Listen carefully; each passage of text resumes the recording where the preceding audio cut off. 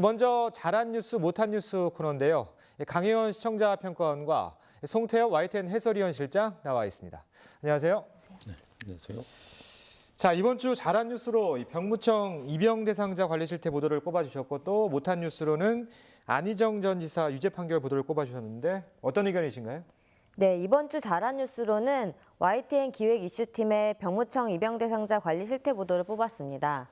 해당 뉴스는 병무청이 입영 통지서를 수령하지 않은 입영 대상자의 자택에 당사자의 신원을 특정한 전단지를 붙였다는 충격적인 내용을 담고 있습니다. 해당 리포트에서는 신원을 강제로 공개당한 당사자의 인터뷰를 생생하게 담아냈는데요. 그 밖에도 서울지방병무청 감사 결과를 입수해서 전반적으로 입영자 관리 실태에 문제가 있다는 점을 지적해낸 점이 인상 깊었습니다. 이 밖에도 최근 YTN에서는 장병 요금제에 대한 보도의 후속 보도로 통신사들의 미온적인 반응을 지적하는 등 병무청이나 국방부와 관련된 굵직굵직한 단독 보도들이 이어졌습니다. 대표적으로 어린이를 대상으로 한 국방부 홈페이지에서 폭력적이거나 선정적인 내용이 여과 없이 실려 있다는 보도도 있었습니다. 이번 기획 보도는 군 장병들뿐 아니라 수많은 입영 대상자들의 안위와 직접적으로 연결되는 중요한 보도였다고 생각되는데요. 잇따라 단독 보도가 나올 수 있었던 배경이나 보도된 사안들에 대해서 국방부나 병무청이 어떻게 대응하고 있을지 설명 부탁드립니다. 그 휴대전화제 사용 문제 군대 내 병역 내에서 그 부분은 이제 지난주 시민데스크에서도 한번 잘한 뉴스로 선정을 해주셔가지고 설명을 드렸는데요. 이제 그 기획이었죠. 출발은. 그러니까 문재인 대통령 취임 뒤에 국방부에서 이제 국방개혁 2.0이라는 이름으로 군 내부를 좀 더 이렇게 좀 자유롭게 해주자, 병역 내부를 그런 개혁을 이제 추진하는 과정에서 제일 큰 넘버원 정책이 말하자면 스마트폰을 좀 쓰게 해주자 그런 거였는데 이제 문제는 이게 좀 너무 빨리 추진되다 보니까 이 스마트폰의 이제 카메라 이걸 통제하는 부분이 가장 이제 그 중요한 부분인데 보안 시설들이 있으니까 그래서 그거를 제어할 수 있는 애플리케이션을 개발 중이었어요. 근데 그게 이제 완전히 개발되기도 전에 빨리 시행이 되다 보니까 많은 문제가 있었던 거죠. 그 부분을 지적한 기획 기사를 취재하다가 보니까 이제 군 내부에 여러 가지 문제들이 이제 보이기 시작한 거죠. 그래서 이번 그 기획 이슈팀의 한동호 기자가 주로 이제 이런 취재를 많이 했는데요. 그 예를 들어서 이제 그 병무청에 이제 그 서울지방병무청의 감사 보고서 같은 거는 이제 정보 공개 요청을 통해서 받았고요. 또 이제 여러 상황들을 보다 보니까 그 동원 훈련 통지서를 늦게 주고서는 엉뚱하게 고발을 하거나 아니면은 아예 늑장 고발을 한 사례들이 있었어요. 근데 그게 검찰로 넘어가 가지고 전부 불기소 처분을 받았습니다. 그런 이제 감사 결과들도 나왔고 또 이제 총기 사용 자격이 없는 징역 1년 6개월 이상의 어떤 형벌을 받은 적이 있는 사람을 전시노역 근로자 대상으로 이제 처분을 해야 되는데 사회복무요원 소집 대상자로 관리한 경우도 있었고요. 하여튼 그런 가장 충격적인 게 아까 말씀하신 대로 그 군 입영 대상자의 집에다가 미입영자를 찾습니다라는 전단을 붙여가지고 이름, 주소, 뭐 가족 이름까지 다 공개.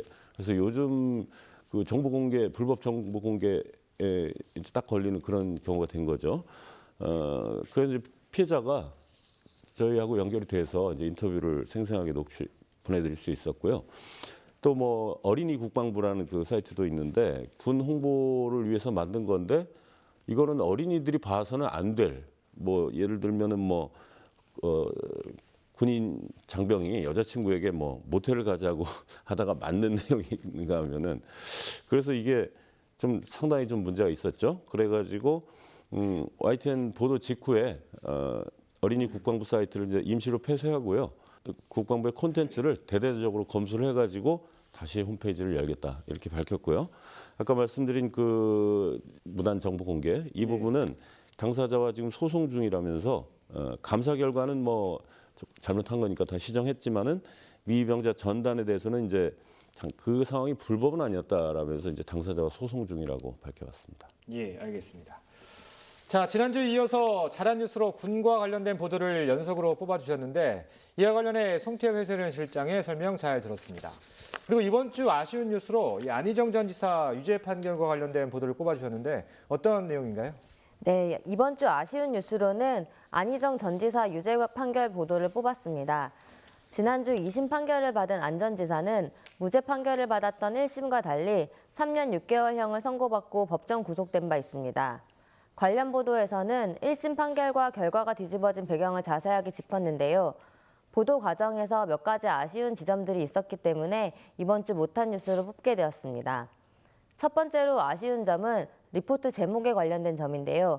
이번 판결을 다룬 스튜디오 논평에서 성인지 감수성이란 개념을 소개하면서 제목에서 성인지 감수성과 안 전 지사 SNS 사과문이 발목을 잡았다는 표현을 활용했습니다. 사소한 표현일 수도 있지만 자칫 성인지 감수성을 중요하게 고려하기로 한 재판부의 결정을 부정적으로 묘사한다는 인상을 줄 수도 있기 때문에 보다 신중한 표현을 활용해야 할 것으로 보입니다. 나아가 국내 성폭력 관련 보도와 관련해서 전문가들은 양측의 엇갈리는 진술을 여과 없이 보도하면서 보도 자체가 피해자에 대한 2차 가해가 이루어질 수 있다는 점을 주의해야 한다고 강조하고 있습니다. 이처럼 법정에서뿐 아니라 앞으로 우리 언론 보도에서도 전반적으로 성인지 감수성을 높여가려는 노력이 중요할 것 같습니다. 무엇보다 이번 판결과 관련된 보도에서는 재판부가 성인지 감수성을 중요하게 고려한 것이 핵심적인 차이로 논의되었는데요.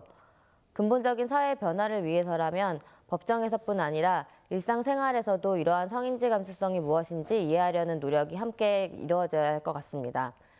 이를 위해서 현재 법조계에서 논의되는 성인지 감수성의 기본 개념은 무엇이고 어떠한 과정을 통해서 재판부에서 이러한 감수성을 중요하게 언급하게 됐는지 자세한 배경이 궁금합니다. 예. 네, 그 강현 평가원께서 이제 말씀하신 그 부분은 저희도 조금 오해 소지가 있다고 인정을 할 수밖에 없는 내용입니다. 성인지 감수성이 발목을 잡았다 이것은 좀 아닌 것 같고요. 더 이제 편집부에서 좀 주의를 해야 될 것 같고요. 근데 이제 그 저희 보도 전반에서 사실은 그 이 2심 재판을 앞두고 성인지 감수성에 대해서 굉장히 중요하게 다뤄왔습니다. 그래서 이제 저희 법조팀의 보도를 중심으로 좀 설명해 드릴까 하는데요.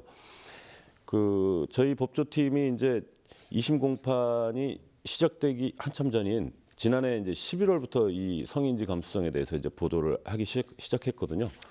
당시 여러 가지 판례도 이제 다뤘었고요.